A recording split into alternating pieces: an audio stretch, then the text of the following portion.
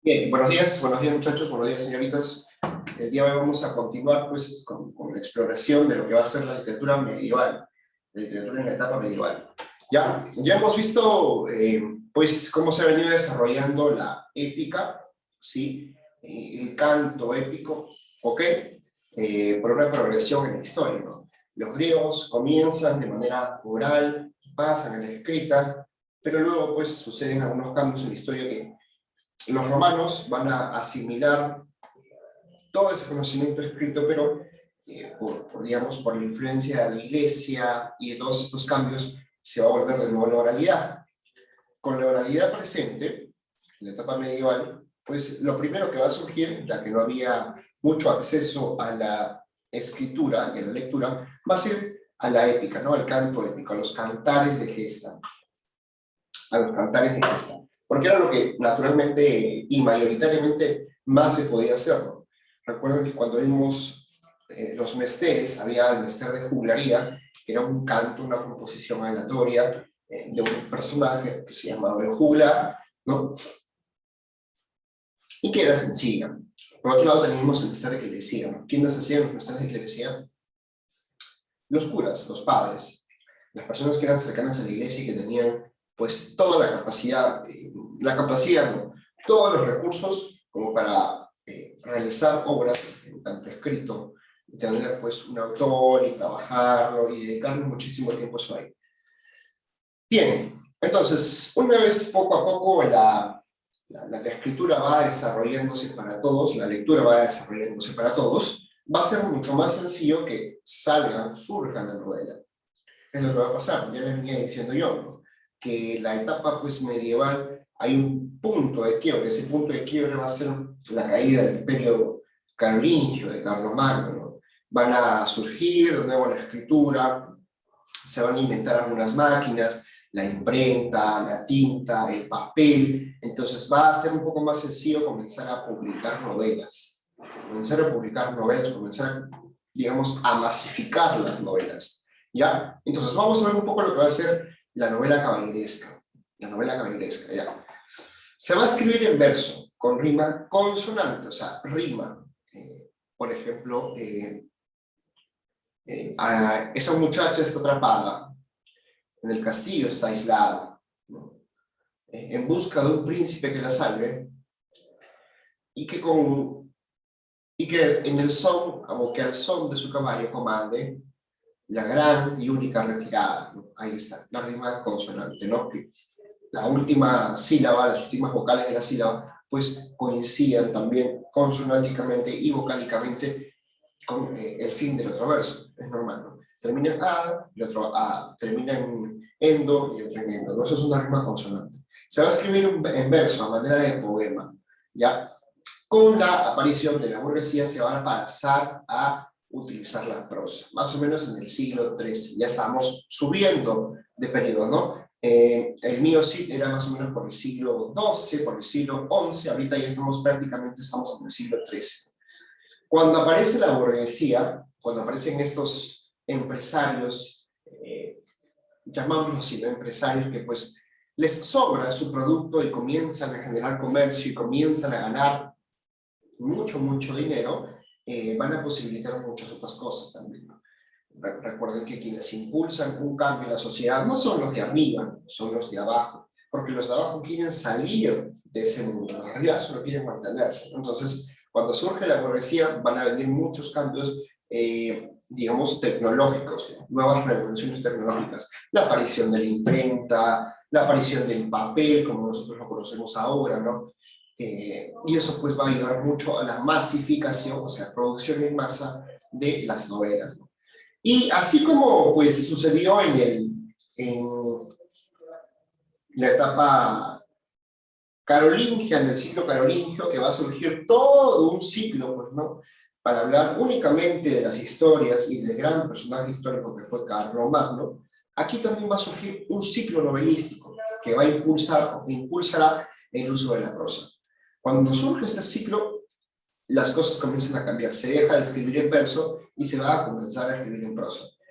¿Cuál va a ser ese ciclo? El gran sangral, el Gran Sangrón, o la búsqueda del Santo Grial, ¿no? La historia de Lanzarote o Lancelot, ¿no? Este ciclo va a ser muy, muy importante porque hasta ahora podemos encontrar, ¿no? Hasta ahora podemos encontrar reminiscencias de este ciclo novelístico, ¿no? ¿Cuántas películas de Arturo, del rey Arturo, del Santo Grial y del Lancelot existen? No solo películas, sino también animes de ese corte, ¿no? ¿Por qué? Porque va a influenciar notablemente toda esta cuestión de acá. Este ciclo novelístico va a repercutir muchísimo en la historia de la humanidad. Hasta ahora, cerca de 800 años después, todavía se sigue hablando sobre el rey Arturo, ¿no? Creo que más o menos en los últimos 20 años han habido unas 5 o 6 producciones que hablan sobre el rey Arturo a manera de película, ¿no? Producida pues de una buena manera en Hollywood y todo lo demás. Entonces son cuantiosas las historias que están surgiendo en este momento y que pues también van a influir muchísimo en la historia de la humanidad. Entonces, recuerden, se escribe en verso con rima sonante, pero luego con la aparición de la burguesía se va a cambiar a en prosa. Y luego va a aparecer todo un ciclo novelístico. ¿Cuál va a ser ese ciclo novelístico? El Gran Sangral o la búsqueda del Santo Grial. Y también la historia de Lancelot o Lanzarote. Por antonomasia, la historia de los caballeros de la mesa redonda en Rey Arturo. ¿Ya? En el Gran Sangral se incluyen, ahí está, las historias de los caballeros de Arthur Pendragon, ¿no? O el Rey Arturo y su dinastía, ¿no? Estas historias narrarán gran parte, en estas historias se encontrarán, pues, ¿no? Narrarán en gran parte la historia de Lancelot y la búsqueda del Grial. Finalmente, quien lo va a obtener va a ser Galahad, su hijo, quien será puro y obtenga el Grial, ¿ya? Esta cosa del Rey Arturo es muy chévere. Vamos a tocarlo un poquito más. Voy a hablar un poquito sobre el Rey Arturo. Finalmente, su hijo Galahad, el hijo de Lancelot, Galahad, va a ser, pues, sea puro y obtenga el Grial. Porque hay una cosa con el Grial, que el Grial es, pues, un objeto que contiene, se dice que contiene la sangre de Cristo, la carne de Cristo, la sangre de Cristo. Entonces, es un objeto divino, es un objeto tabú, que se busca, pues, ¿no? La iglesia lo busca para venerarlo, y es una de las pocas muestras, pues, de qué cosa, de la existencia, que prueba la existencia de Jesús el Cristo, ¿no? Tiene mucho valor, entonces, a nivel simbólico, a nivel representativo, a nivel religioso, ¿ya? Profesor, ¿por qué lo buscaban? Porque se pensaba que cuando se encontraba el Santo Grial se iban a curar todos los remedios, iba a ser como todos los remedios existentes para todos los males que existen en el mundo, enfermedades,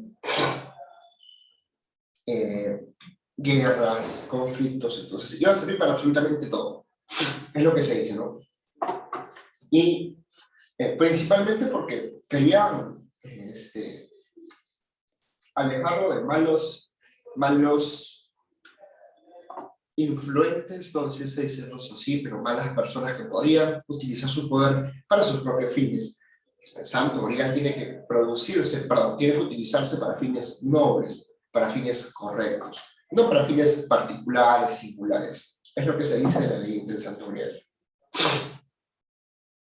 No sé si ustedes han visto el Código Da Vinci. ¿Alguno de ustedes ha visto el Código Da Vinci?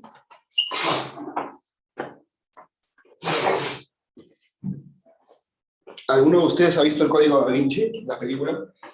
Tuve que pagar por esto. ¿Alguno de ustedes ha visto el Código Da Vinci? ¿No? ¿Ninguno? En el Código Da Vinci se da una búsqueda del Santo Grial.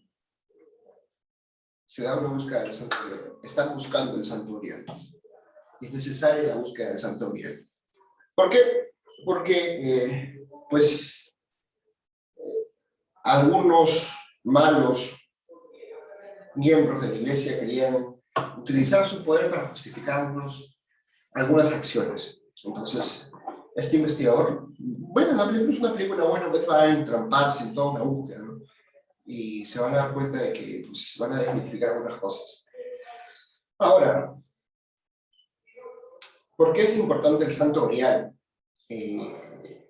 digamos, ahora, ¿no? Porque posibilita contar todas estas historias, ¿no? Si no hubiera existido una búsqueda espiritual por parte de los caballeros, no habrían pues estas historias importantísimas, ¿no? El Santo Grial es ese objeto mítico, divino, que se está buscando para justificar primero la fe, la creencia en Dios, y para pues, demostrar también la valentía de un caballero. ¿Cuán noble podría ser un caballero? Porque esta búsqueda no es una búsqueda como tal, no como que tú vas y buscas un tesoro, lo desentierras y ya está.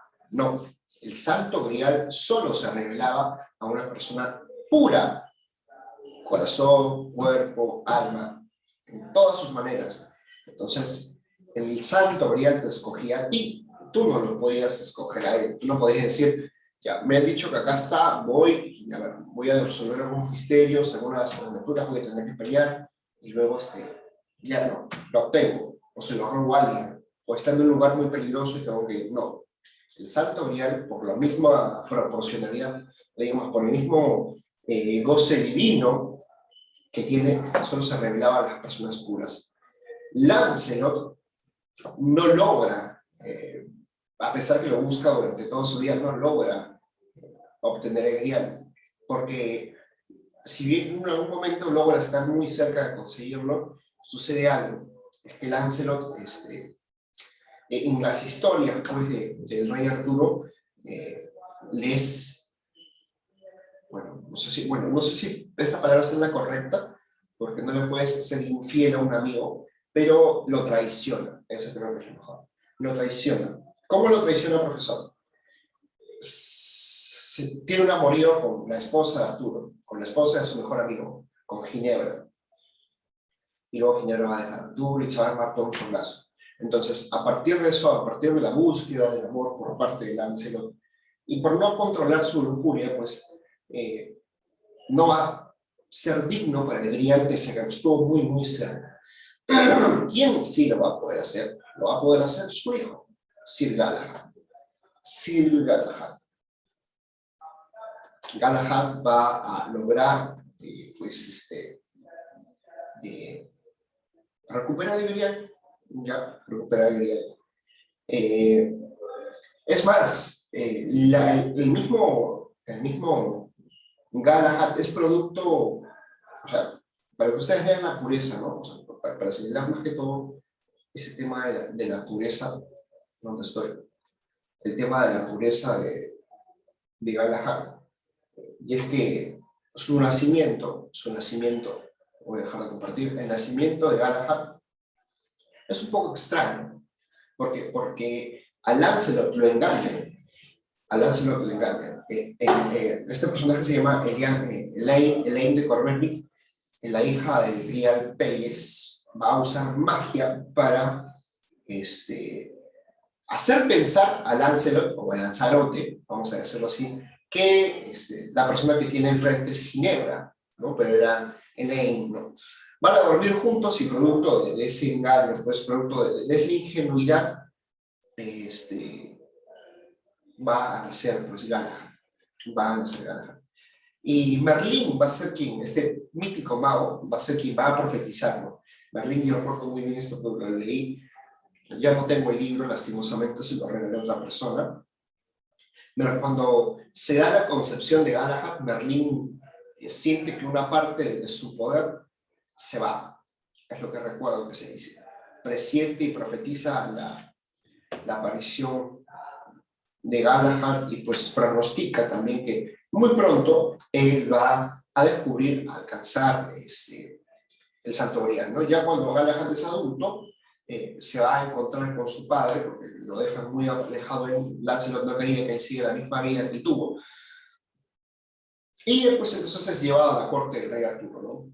Pese a todo, Galahad lo convence a Lancelot para formar parte de la mesa, para formar parte de los caballeros de la mesa redonda, y pues Arturo va a aceptarlo.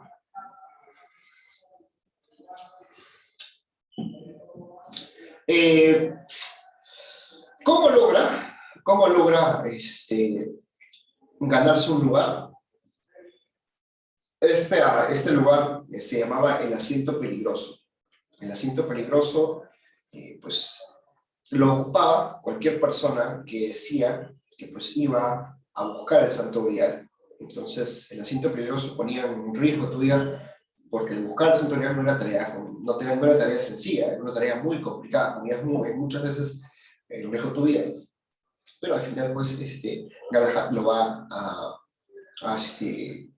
lograr, ¿ya? Entonces, esto es un poco lo correspondiente a Galahad, como hijo de Arturo. Me hubiera gustado quizá mucho que haga una representación un poco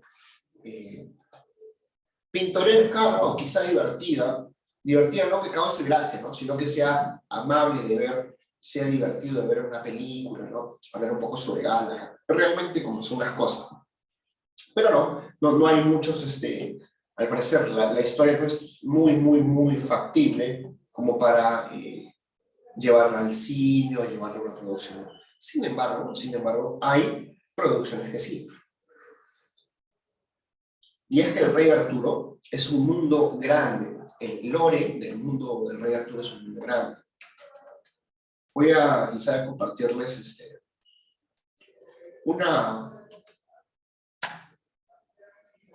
el índice, porque el libro lo tengo en físico, el índice el libro de Rey Arturo, ¿ya? Porque el libro lo tengo en casa. Sin embargo, el índice está por acá, ahí les muestro. Es la misma versión que yo tengo. Esta versión me costó un ojo en la cara, ¿ya? Es una edición. Sí, de eso vamos a ver un poco. Esta edición es una edición de Dalmases con ilustraciones de Peinardo, de Leyenda del Rey Arturo y sus caballeros. Esta va a ser pues el índice, este es el índice. El índice de la historia del Rey Arturo pues va a iniciar con el nacimiento e infancia de Merlín, la torre del usurpador, la dinastía de los Dragon, el papá de Arturo, Uther Dragon, el siguiente capítulo es En busca de un rey, el error y la felicidad, Excalibur dice acá, y el barco sin rumbo, boda de Arturo y Ginebra, fiesta en Camelot, Nahuen, Pellinor, Merlín y Viviana, la maldad de Morgana, Lancelot, el caballero de la carreta, el gran combate, Mordred, el gran antagonista de toda la historia, y al final pues la muerte de Arturo. Es una historia muy apasionante. Esto, por ejemplo, acá está el primer capítulo que es la infancia de Merlín. ¿No? Voy a tratar de leer para que veamos más o menos cómo es esto acá. ¿Cómo comienza? ¿Ya? Dice, el demonio de todos es sabido, y así lo cuenta la historia, como que te están contando una historia. No descansa nunca en su empeño de sembrar el mal. Vencido y lanzado a las tinieblas del infierno por las fuerzas del bien. Trama desde así siempre mil formas para confundir a los humanos y atraerlos al abismo. Así, en aquellos tiempos tan remotos en que la niebla más espesa cubría las tierras de Inglaterra, ideó un nuevo plan para apoderarse del alma de los cristianos y tomando forma humana de apariencia seductora, se acercó a una joven bella y honrada que vivía en un apartado rincón del país. Adulándola con palabras complacientes, la cortejó, tentándola y engañándola con sus malas artes y haciéndose irresistible. Le hizo perder la voluntad hasta convertirla en víctima a su servicio. La muchacha sonreía, encantada con su nuevo amigo, aunque no olvidaba cumplir sus obligaciones cristianas con la frecuencia acostumbrada. Sin embargo, transcurrió un tiempo, la relación con aquel hombre tan atractivo se hizo más intensa, hasta el día en que, contra lo que suele ocurrir entre los auténticos enamorados, el supuesto galán no mantuvo con discreción y en secreto su conquista, sino que aquel diablo de aspecto humano se dedicó a divulgar por todas partes que la pobre chica a quien había engañado era una cualquiera que no merecía ningún respeto, dando a entender que se entregaba con extrema facilidad a todo el que la halagara un poco y que por eso había quedado encinta no se sabía de quién. Y lo hice con la idea de destruir la bondad y la fama del muchacho, para que todo el mundo creyera que llevaba la más despreciable y ruin de las existencias.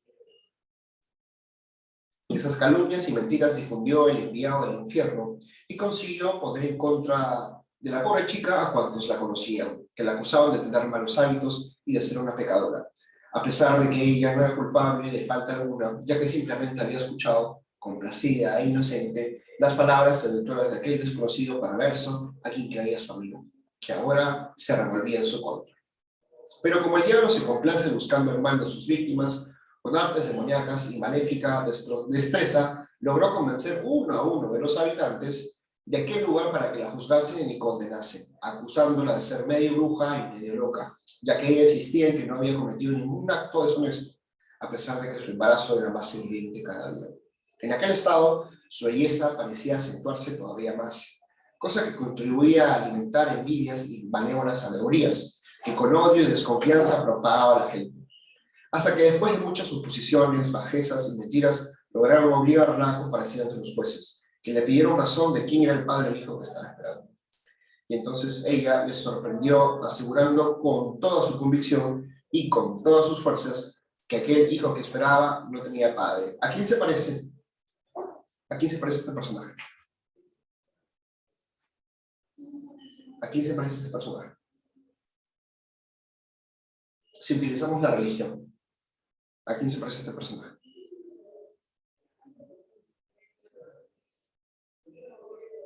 Hay un personaje histórico bíblico, que pues queda embarazada sin tener relaciones sexuales.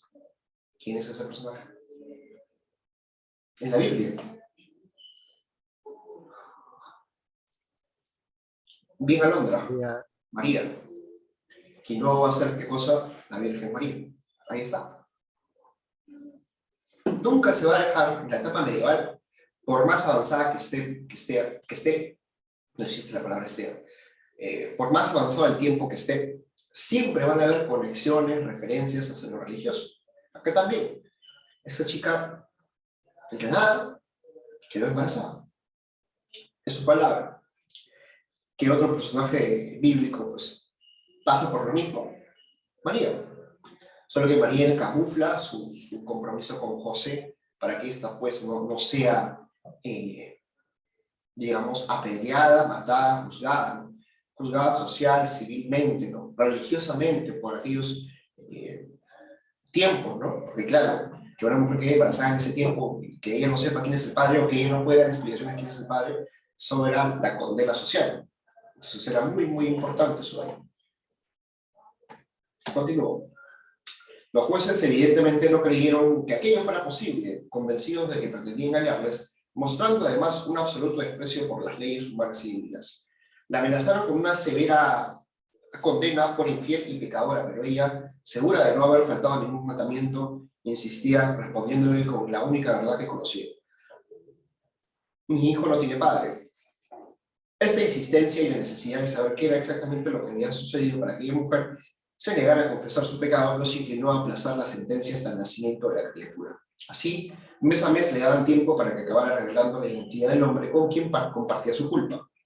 Pasaban los días, de cuando en cuando la mujer era citada a declarar el nombre del padre de ese hijo que iban a ser. Y ella siempre contestaba lo mismo. Mi hijo no tiene padre. Palabras a las que los jueces con airada incredulidad respondían amenazando sentenciarlas a morir por el eje ignorado. Para aumentar el temor de la mujer, el tribunal acordó llamar al sacerdote del pueblo para que confesase a la acusada y para ver si a él le contaba finalmente la verdad. El cura, que la conocía muy bien y sabía que era una mujer piadosa y serena, estaba sorprendido por la situación, pero insistió preguntándole si había cometido algún pecado que debiera arrepentirse. Que Dios sabe en mi alma, reverendo Blas, contestó ella, porque Él sabe con toda seguridad que yo no he hecho nunca nada indecoroso, ni he estado con nadie para quedarme embarazada. El cura solo pudo decir, no te apures, cuando este niño nazca se sabrá que dices la verdad. Tengo confianza en Dios y sé que no has mentido. Él te salvará de la muerte. Los jueces preguntaron al sacerdote si sabía aclarar el caso. Señores, le respondió, no os explicaré todo lo que sé. Solamente os pido que mientras esté encinta, cuidéis de esa mujer. Condenad que en el momento del parto la atiendan y acompañen a otras mujeres. Así lo hicieron los jueces. ¿Han visto? La palabra del cura tiene mucha influencia, ¿no? Los demás jueces querían ya, vamos, hay que matarla por hereje, por bruja, ¿no? Y el cura viene y dice, tranquilos, cuídenla, atiéndanla. Y los demás, ya, está bien, como que suerte un cambio. Se muestra todavía ahí la grata influencia, la notable influencia, el poder que tenía la iglesia sobre la sociedad en ese momento. Cuando nazca tu hijo, así lo hicieron los jueces y el sacerdote al marchar se acercó a la ventana tras la que estaba encerrada la chica para aconsejarlo. Cuando nazca tu hijo, di que quieres que lo bauticen de inmediato. Haz que me llamen a mí, que yo vendré para evitar tu muerte. El niño nació, y en el mismo instante en que vio la luz de la vida, le fue concedida parte de la inteligencia y del poder propios del diablo, ya que había sido el diablo quien lo había engendrado. Pero el diablo no contaba con la bondad de la chica ni con la fuerza que nuestro Señor le daba, protegiéndola, porque desde que se había encontrado en aquella peligrosa situación, ella siempre había acudido a la plegaria para consolarse, sin maldecir ni dejarse llevar por la desesperación ni una sola vez. Por eso la bondad del Señor protegía a la joven y a su bebé recién nacido de la madre de una buena parte de su corazón. Cuando las mujeres que ayudaban el parto hubieron lavado y vestido a la criatura, la llevaron ante su madre, quien con solo tomarlo en brazos por primera vez, le miró y no pudo evitar un comentario en voz baja. Este niño me da miedo. A nosotras también, murmuraron las mujeres que la habían oído. Llevadle a bautizar de inmediato. Pero pidió la madre, ¿y qué nombre quieres que le pongamos? El nombre de mi padre, Merlín. Una vez bautizado, lo llevaron de nuevo a la madre para que le amamantara. Durante un tiempo, la sentencia quedaba pendiente, ya que tenía que alimentar a su hijo. De este modo pasaron 9 meses y el niño crecía tanto que parecía mucho mayor de lo que era. El cura, reverendo Glass, consiguió con argumentos piadosos demorar una y otra vez la sentencia. El buen sacerdote, además, obtuvo el permiso para cuidar de la madre acusada y de su hijo, y con el encargo de vigilarlos y averiguar la identidad del padre del niño, acompañaban las plegarias piadosas de la buena mujer. Pasó el tiempo, Merlín aprendió a andar y creció bajo la tutela de la madre, y de aquel hombre piadoso que cada semana daba cuenta ante los jueces y reclamaba clemencia para una mujer que tenía que educar a un hijo sin ninguna ayuda.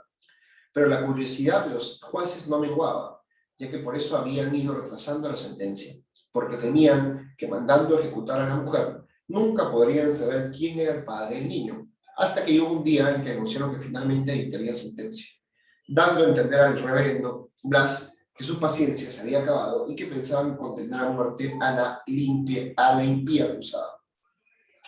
Así las cosas, al saber que no podían tardar en ejecutarla, una mañana que tenía en su regazo, la madre le habló con lágrimas en los ojos. Querido hijo, yo moriré por ti sin merecerlo. Nadie sabe cómo fuiste engendrado y nadie me cree cuando le explico. Esta será, pues, la causa de mi muerte. Así se lamentaba al ver próximo su suplicio, hasta que el niño la miró y le habló con la seguridad con que lo haría una persona adulta y juiciosa. El Merlín, el búho, la sabiduría, la magia. Querida madre, no llores ni sufras, porque en ningún caso seré yo la causa de tu muerte. Estas palabras sorprendieron y llenaron de alegría a la mujer y a las dos que la acompañaban en aquel momento. Un niño capaz de hablar de esta manera puede ser un sabio virtuoso enviado por Dios, se dijeron. Corrieron a llevarlo ante los jueces que no creían que un muchacho de tan corta edad hubiera hablado con la inteligencia y claridad que las mujeres aseguraban.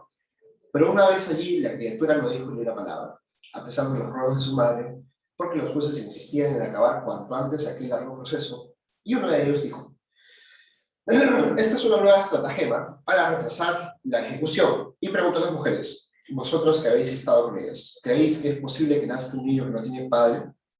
No, es imposible, van a responder. Pues basta ya, ya basta de mentiras. Nada se opone a que se cumpla la sentencia de manera inmediata. Nosotros te condenamos a morir quemada en la hoguera, por infiel, mentirosa y bruja. Fue entonces cuando, para sorpresa de todos, el niño habló: señores, si ejecutáis a mi madre porque miente, deberéis ejecutar a todas las mujeres y a todos los hombres de nuestro pueblo, porque todos en un momento u otro de sus vidas y en cosas aún más graves han mentido y mienten. Porque debéis saber que yo conozco todos vuestros secretos y que, por ejemplo, ya que estáis tan preocupados por saber quién es mi padre, tengo que decirte a ti, señaló al juez principal, que yo sé quién es mi padre mejor que tú quién es el tuyo. Un rumor de consternación y escándalo recorrió la sala. «¡Merlín!», se enfureció el juez. «Si eso fuera cierto, tu madre se libraría del suplicio mortal que le espera. Pero si no puedes demostrarlo, también tú, a pesar de ser un niño, arderás con ella. Que comparezca pues tu madre y se sabrá de una vez toda la verdad», dijo Merlín.